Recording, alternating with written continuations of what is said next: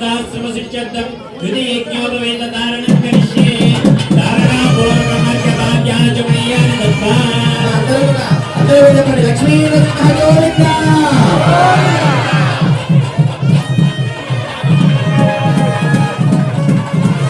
तद्विष्णोर्मन्त्रेण यज्ञं ओम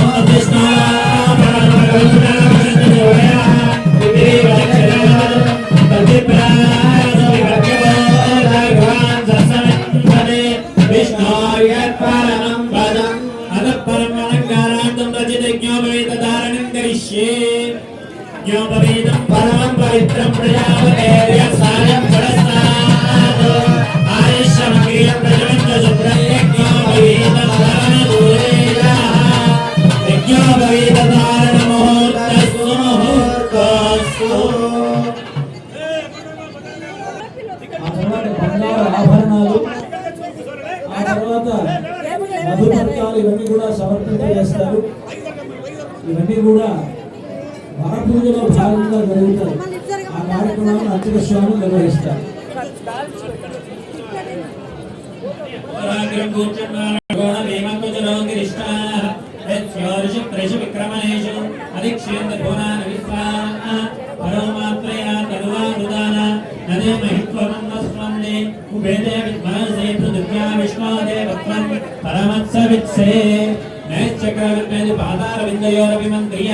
लोकवस्त्रेण संवृत्य ओम चक्राय विद्महे सहस्रज्वालाय धीमहि तन्नः चक्रः प्रचोदयात् इमं मे गङ्गेत्यनुवाकेन पुष्पोदकसमं गत्वा इमं मे गङ्गेयं स्वामकं स्थापयिष्ण्या अशक्या वरदते तस्यार्चिकीये शृणोत्या सुशोमया अर्चप्रार्चितहिरण्यरूपे द्वाभ्यां मन्त्राभ्यामिति सर्वाभरणैः देवदेवीम् अलङ्कृत्य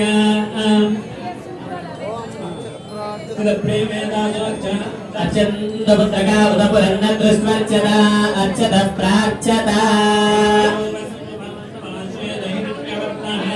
हिरण्ययात् पर्योणे विशुद्ध्या हिरण्यदानदत्यन्तस्मै विषेद्वोज्यते सकारादरे स्वच्चितमस्तु ओम विषेद्वोज्यत्वा भाजवस्तदेवो वस्सविता प्रार्पयतु श्रेष्ठतमाय कर्मणे ఏమండి స్వామి మీరంతా ఇక్కడ నిలబడతా వెనక కూర్చున్న వాళ్ళు ఏం చూస్తారండి? ఇంత అని చెప్పుకుని ఒక్కరు కూడా మొత్తుకున్నా అంటే వెనక వాళ్ళు భక్తులు కాదా? వాళ్ళు కూర్చోవాలి, వాళ్ళు చూడక్కర్లేదా?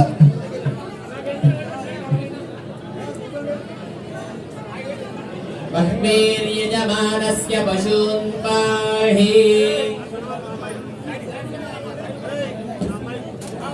अदमधुवर्गं दधिपंसंसं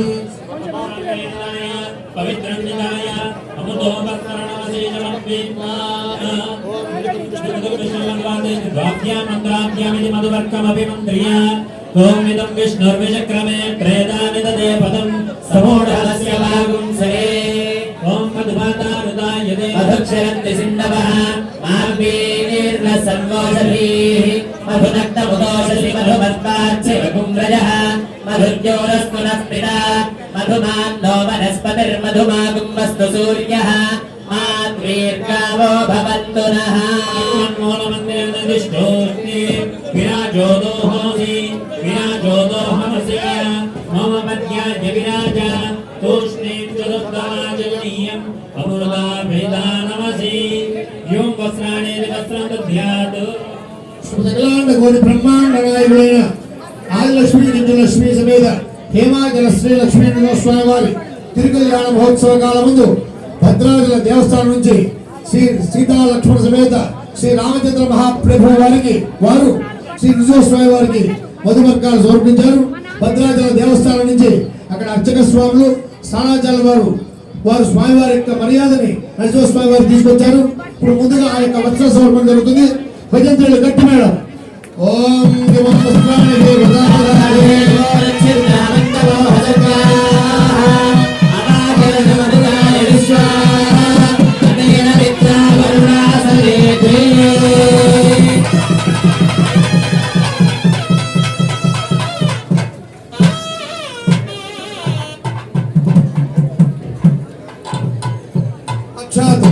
శ్రీ రామచంద్ర స్వామి వారే ఇక్కడికి వచ్చి ఆ యొక్క నరసింహ స్వామి వారికి వస్త్ర సమర్పణ చేస్తున్నారు.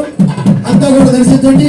ఆ సీతమ్మ తల్లి ఈ యొక్క ఆదిలక్ష్మికి చిత్రలక్ష్మికి ఇద్దరికి కూడా మధుపర్కాలను పంపించింది. అది కూడా అర్చక స్వాములు దరిపతి ఎత్తున్నారు. అంతా కూడా నమస్కారం చేసుకోండి. జై శ్రీరామ్, జై శ్రీరామ్, జై శ్రీరామ్, జై శ్రీరామ్.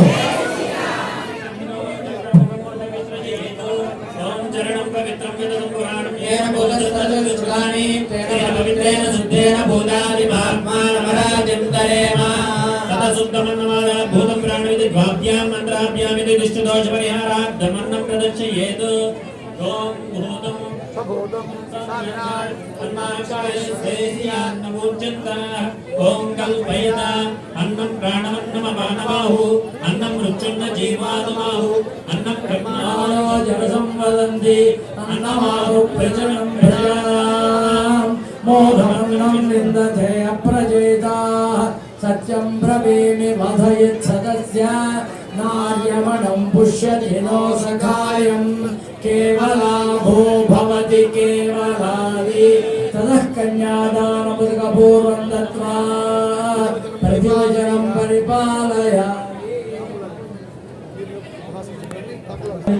పూర్తయిన తర్వాత విశ్వోత్సర్జనం అని ఇవన్నీ కూడా అయ్యాయి. ఇప్పుడు కన్యాదానం అనేటువంటిది ప్రధానం.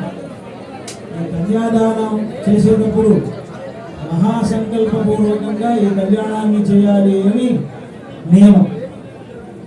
కొన్ని సందర్భాల్లో నదీ స్నానం, ప్రత్యేకించి నదీ స్నానం చేసేటప్పుడు, గోభూదానాదులు చేసేటప్పుడు, కన్యాదానం ఇవి చేసేటప్పుడు మహాసంకల్పం పఠించాలి.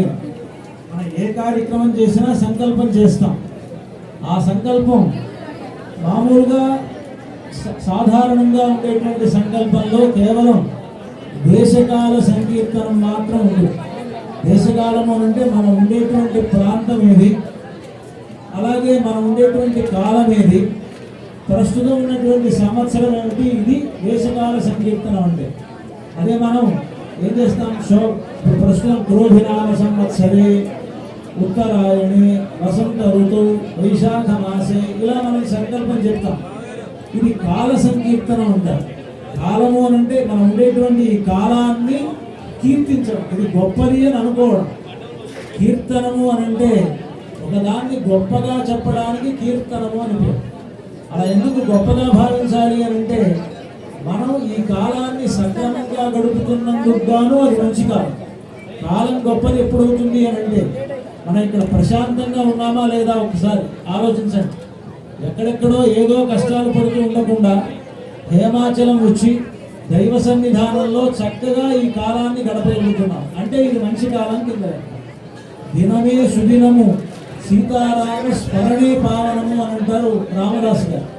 మనం ఎప్పుడైతే భగవన్నామ స్మరణ చేశామో చేసినటువంటి కాలమే మంచి కాలం, మిగతా కాలాలన్నిటికంటే కూడా.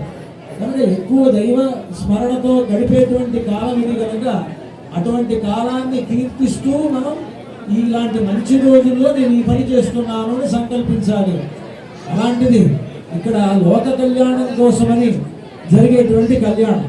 నరసింహస్వామికి ఆదిలక్ష్మి చెంచులక్ష్ములకు జరిగేటువంటి ఈ కళ్యాణం వలన కేవలం సంకల్పం చెప్పినటువంటి మనకు మాత్రమే మంచి జరుగుతుంది అనుకోడు.